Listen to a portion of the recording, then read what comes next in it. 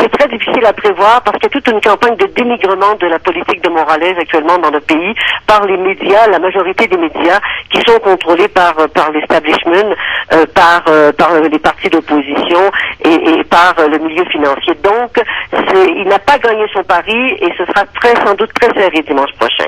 Ginette Lamarche nous parlait de La Paz en Bolivie. Merci beaucoup, Ginette. Au revoir.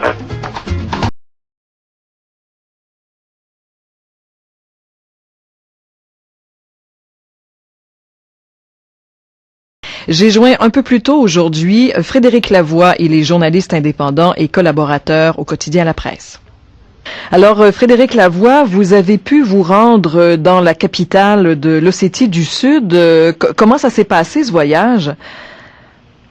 En fait, c'est un voyage qui était organisé par les autorités russes. Donc, on était une trentaine de journalistes étrangers et russes. On nous a emmenés de la capitale de l'Ossétie du Nord, Vladikavkaz, vers l'Ossétie du Sud, quelques kilomètres avant d'arriver à Tskhinvali, donc la capitale qui est en Ossétie du Sud. Eh bien, on nous a transférés dans des véhicules blindés. On a traversé des villages géorgiens où on pouvait apercevoir à travers les minuscules fentes du blindé des villages géorgiens qui étaient en flammes. Certaines maisons étaient en flammes. Finalement, on s'est rendu, on est arrivé à Tskhinvali. On a pu visiter, c'était évidemment une visite très contrôlée par l'armée russe, pour des raisons de sécurité, évidemment. Nous avons tout de même pu parler avec beaucoup de citoyens dans la ville. Et quelle est la situation dans la ville? Comment ça se passe? La ville est en très bonne partie détruite. C'est justement ce que ce voyage nous permettait de constater parce qu'il y a de la propagande des deux côtés, du côté géorgien comme du côté russe. Donc, on a pu remarquer les édifices sont complètement détruits. Même l'hôpital central, l'hôpital républicain de Tskhinvali, a été touché par des missiles géorgiens lors des bombardements. Il n'y a plus d'eau, les vivres sont manquants, mais déjà lors de notre passage, les autorités russes avaient déjà commencé à livrer de l'eau et des vivres aux citoyens. La ville est quand même complètement détruite, mais les gens quand même gardent espoir, les Ossètes gardent espoir, puisque les Russes sont là.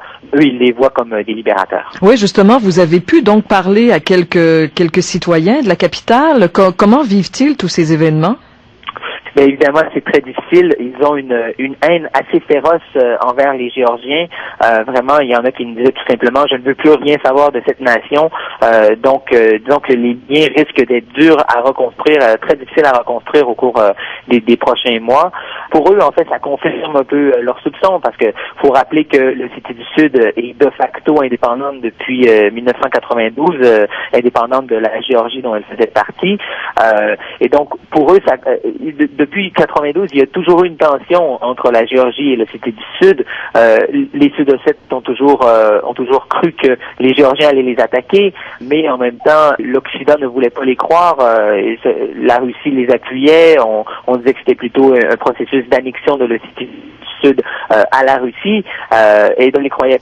Ils disent, vous l'avez, la preuve que les Géorgiens, leur seul but, c'est de commettre un génocide contre les Ossètes. C'est le point de vue vraiment des Ossètes actuellement. Ils disent, les Géorgiens voulaient commettre un génocide. Et c'est un peu le message qu'ils ont tenté de vous transmettre, en fait, eux, en rencontrant des journalistes étrangers occidentaux, là, j'imagine qu'ils avaient des choses à dire. Ils étaient très contents de voir les journalistes. On nous invitait dans les maisons. Des gens voulaient nous montrer les destructions. Ils disaient montrer au reste du monde ce qui se passe. Et vous savez, une question qui revient autant en Ossétie du Nord qu'en Ossétie du Sud.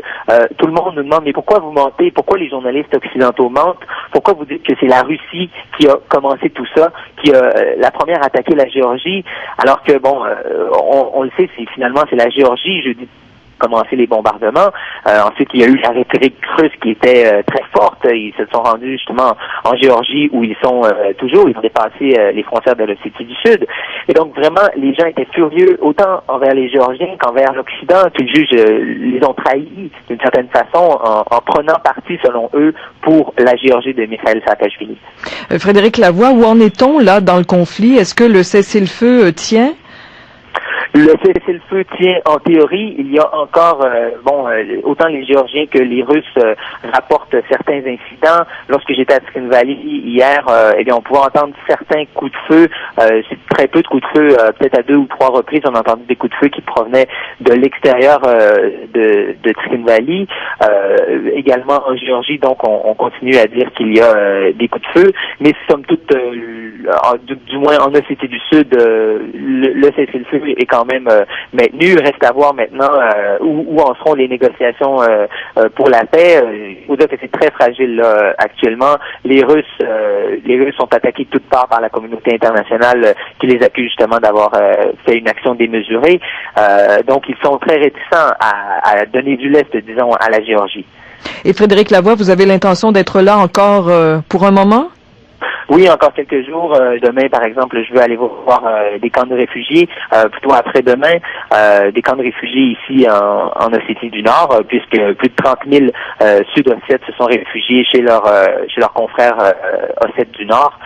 Donc, il y a encore beaucoup de choses à voir ici. Également, en Géorgie, il faut dire que c'est une guerre, donc il y a de la propagande des deux côtés. Alors, c'est difficile parfois de faire la part des choses. Il faut être très prudent. Merci beaucoup, Frédéric Lavoie. Au plaisir. Au revoir.